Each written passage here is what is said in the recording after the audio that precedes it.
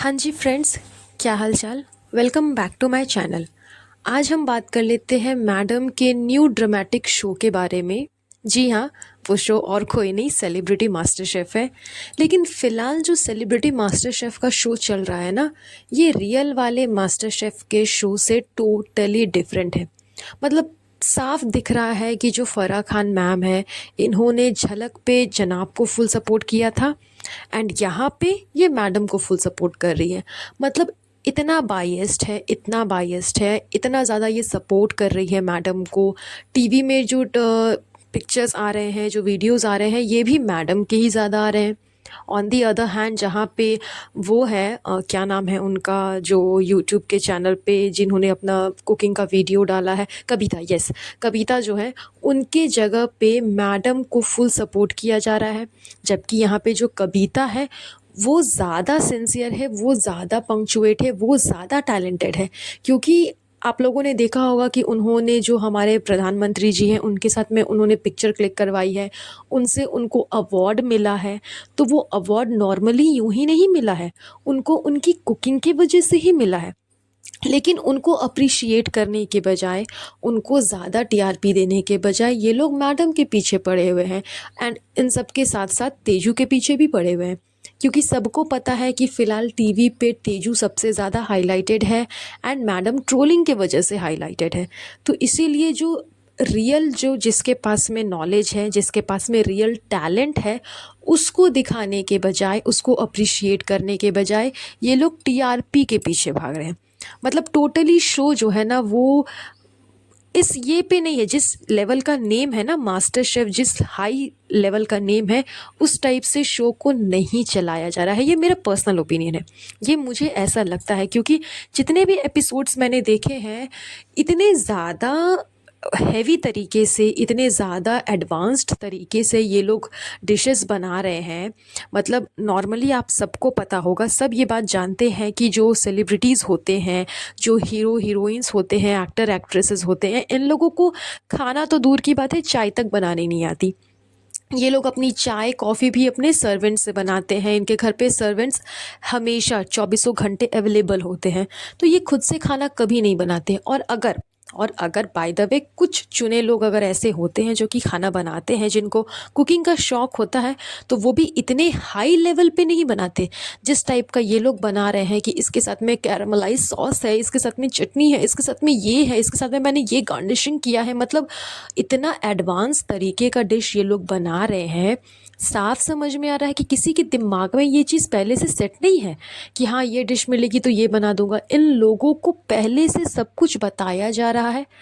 आप लोगों ने ये भी देखा होगा कि ये लोग ट्रेनिंग भी लेते हैं, एक तरह से जा कर के इनको पहले से बताया भी जाता है, ट्रेंड भी किया जाता है। अलग अलग डिशेस बनाने के लिए शेफ़ भी रहते हैं, वो लोग इनको समझाते हैं, सिखाते हैं।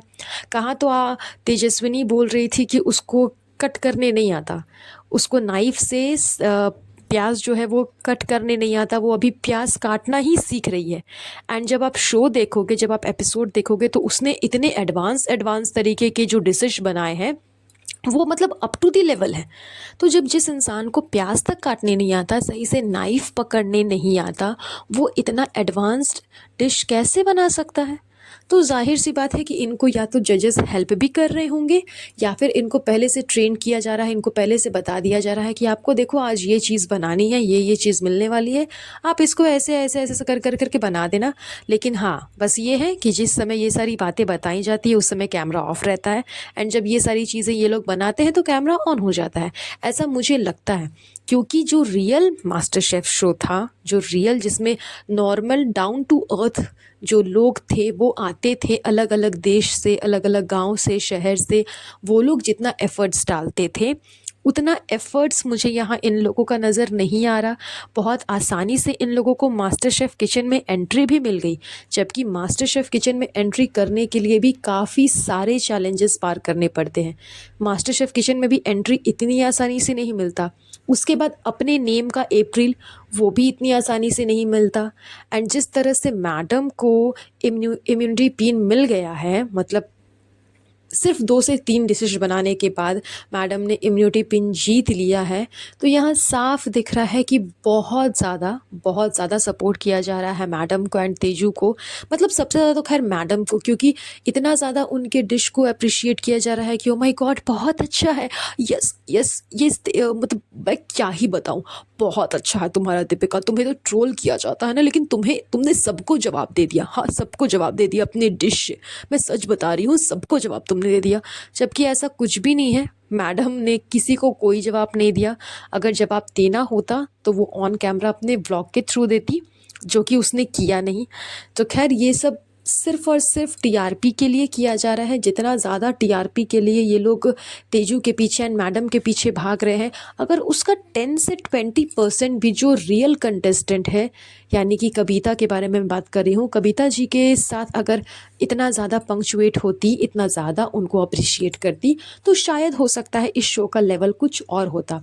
क्योंकि वो एक रियल कॉन्टेस्टेंट है, वो एक रियल जर्नी को फेस करके आई है, एकदम नीचे से उठ करके वो यहाँ तक आई है। मतलब नॉर्मल घर पे रहने वाली लेडी यूट्यूब के थ्रू अपना काम आगे धीरे धीरे बढ़ाई एंड लास्ट में वो फाइनली सेलिब्रिटी की कैटेगरी में आ गई। आज से पहले वो टीवी में कभी नहीं आई थी। आज से पहले उनको कभी भी कोई अवार्ड फंक्शन में अवार्ड नहीं मिला था, लेकिन उनको अपनी कुकिंग के वजह से हमारे प्रधानमंत्री जी की तरफ से अवार्ड मिला। उसके बाद वो टीवी पे आज आ चुकी है, इतने बड़े शो में वो कॉन्टेस्टेंट है। तो कहीं ना कहीं उनको बहुत ही कुछ फेस करना पड़ा होगा इन सारी सिचुएशन तक पहुंचने के लिए। एंड उन्होंने खुद ने बताया भी कि वो रात में शूट करती थी जब उनके बच्चे सो जाते थे, ताकि कहीं से कोई शोर शराबा ना हो। तो मतलब बहुत बहुत मेहनत की है उन्होंने। जिस तरह से सेलिब्रिटीज़, ये लोग एक्टर्स लोग टीवी पे काम कर रहे हैं, तो इन लोगों को बुलाया गया है, इनके कंपैरिजन में उन्होंने बहुत ज़्यादा मेहनत की, तो उनको बहुत अप्रिशिएट करना चाहिए था। लेकिन ये लोग ऐसा नहीं कर रहे हैं। क्यों? क्योंकि वो उतना ज़्यादा फेमस नहीं है, टीवी पे लोग उनको उतना जानते नहीं हैं, उनको दिखाने से उतना टीआरपी नहीं मिलेगी जितना तेजू और मैडम को दिखाने से मिलेगी या फिर फैज़ू को दिखाने से मिलेगी। इसलिए ये लोग टोटली इन तीनों के पीछे पागल हैं एंड इन तीनों को ही ज़्यादा दिखा रहे हैं। लेकिन हाँ, जिस तरह से ये लोग डिशेस बना रहे हैं, मुझे तो नहीं लगता कि खुद से सोचा समझा कुछ अपना डिश है। ये लोग पहले से ही सब कुछ प्रिपेयर कर लेते हैं, पहले से ही सब कुछ इनको पता होता है। अभी फ़िलहाल जो टीम वाला होने वाला है, जिसका ट्रेलर अभी आया है, कि जो टीम में मिल करके इन लोगों को खाना बनाना है, वहाँ पे भी आप मैडम का बिहेवियर देखोगे तो कितना ज़्यादा लाउड है। आई मीन एक लड़की है, आई थिंक अर्चना करके शायद उनका कुछ नाम है, वो रो रही है क्योंकि किसी ने उनको सेलेक्ट नहीं किया। यहाँ पे सबको सेलेक्ट करना था, वहाँ पे मैडम इतना लाउड बोल रही हैं कि अब तुम मेरी बात सुनोगे, तुम चुप रहो, सुनो मेरी बात सुनो, रोती ही रहोगी। मतलब यार, आप टीवी पे हो, एक शो कर रहे हो, अगर आप इम्यूनिटी पिन जीत भी लिया है तो इसका क्या मतलब है कि आप जिसको जो मन चाहे जिस तरह से बोल सकते हो? तो ये सब मैडम का एटीट्यूड है, जो कि स्टार्टिंग से ही इसके साथ में है। ये जो दिखाती है कि बहुत सिंपल सी बहू हूँ, क्यूट सी बहू हूँ, सीधी सी बहू हूँ, ऐसा कुछ भी नहीं है। एंड फिलहाल अभी 4 साल के बाद मैडम को टीवी पे आने का मौका मिला है, तो कुछ तो एटीट्यूड दिखाएगी ही मैडम। तो ये सारी चीज़ें जो कुछ भी हो रही है वो बिल्कुल कलेक्ट नहीं हो रही है मास्टर शेफ़ के शो पे। और ये मेरा खुद का ओपिनियन है, बाकी आप लोग बताइएगा कि आपका ओपिनियन क्या है। बस आज का ये पॉडकास्ट हम यहीं पर एंड करेंगे। नेक्स्ट पॉडकास्ट में मैं बात करूंगी जनाब के बारे में, क्योंकि अभी वो भी काफ़ी ज़्यादा हाईलाइटेड हो रहे हैं, क्योंकि एक मंथ से उन्होंने अपना कोई व्लॉग नहीं डाला है। तो चलिए, ये यहीं पर हम एंड करेंगे। बहुत जल्द मिलूंगी आप लोगों से नए पॉडकास्ट पे। तब तक आप सब अपना अपना ध्यान रखिएगा। Have a nice day. Bye bye.